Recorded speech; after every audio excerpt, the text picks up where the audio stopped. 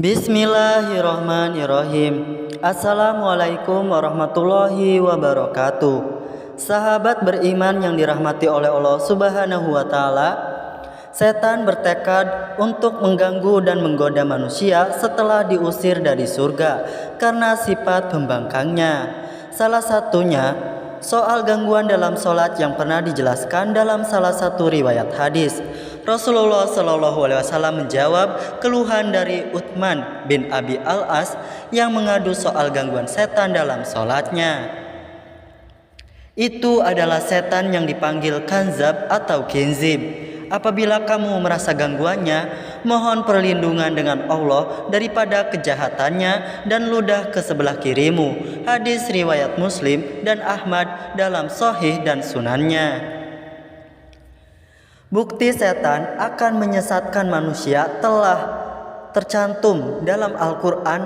Salah satunya terdapat dalam surah Shad ayat 82 sampai 83. Allah Subhanahu wa taala berfirman yang artinya, iblis atau setan menjawab, "Demi kekuasaan Engkau, aku akan menyesatkan mereka semuanya, kecuali hamba-hambamu yang mukhlis di antara mereka." Dan inilah beberapa tanda sholat yang diganggu oleh setan. Umat muslim wajib tahu. Yang pertama, waswas saat takbiratul ihram. Dikutip dari buku Awas Ada Setan di Rumah Anda, karya Ustadz Ahmad Zaki El-Safa, perasaan waswas saat sholat adalah tipu daya setan. Ia menyebut setan akan meniup-niupkan gangguan kepada orang yang tengah takbiratul ihram dan membuatnya merasa ragu. Gangguan ini juga berlaku pada pengamalan sholat berjamaah agar makmum terlambat mengikuti imam. Imbasnya, bacaan sholat bisa menjadi terburu-buru dan merusak kehusuannya. Yang kedua, lupa rokaat. Gangguan setan lainnya adalah membuat seseorang tidak ingat jumlah rokaat sholat yang telah atau sedang dikerjakan. Kondisi semacam ini umum terjadi ketika seseorang mengerjakan sholat munfarid, terlebih ketika sholat zuhur dan asar. Yang ketiga, tidak ada penghayatan bacaan sholat. Gangguan setan selanjutnya adalah membuat pikiran muslim menjadi tidak fokus sehingga tidak menghayati bacaan sholatnya. Ahmad Zaki El-Shafa mengibaratkan kondisi ini seperti orang yang mengigau. Ibaratnya seperti orang mengigau ketika tidur.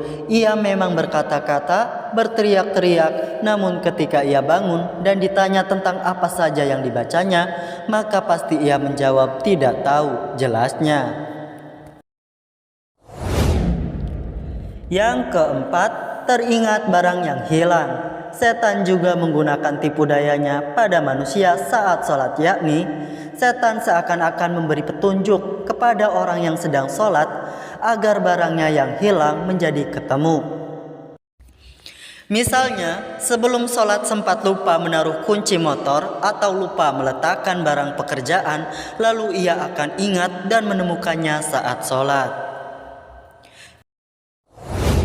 Yang kelima, tolah-toleh saat sholat. Menurut Imam Abu Wafa dalam buku panduan sholat Rasulullah 2, menoleh saat sholat juga termasuk dalam gangguan setan. Menoleh yang dimaksud seperti melihat-lihat ke atap masjid atau menoleh ke kanan dan ke kiri. Rasulullah Shallallahu Alaihi Wasallam dalam hadisnya menyebut bahwa sholat yang seperti ini sudah dicuri oleh setan. Ini adalah hasil curian yang dicuri oleh setan dari sholat seorang hamba. Hadis riwayat Bukhari. Dan yang terakhir, rasa ingin kentut dan buang air kecil. Setan juga menggoda orang yang sholat dalam bentuk munculnya keinginan untuk kentut atau buang air kecil, meskipun hal itu sudah dilakukan sebelum sholat. Keinginan untuk kentut dan buang air kecil yang tiba-tiba muncul ini dapat mengganggu kehusyuan sholat. Demikianlah ulasan video kali ini. mengenai beberapa tanda sholat yang diganggu oleh setan. Umat muslim wajib tahu. Terima kasih sudah menyimak video ini. Semoga bermanfaat. Wassalamualaikum warahmatullahi wabarakatuh.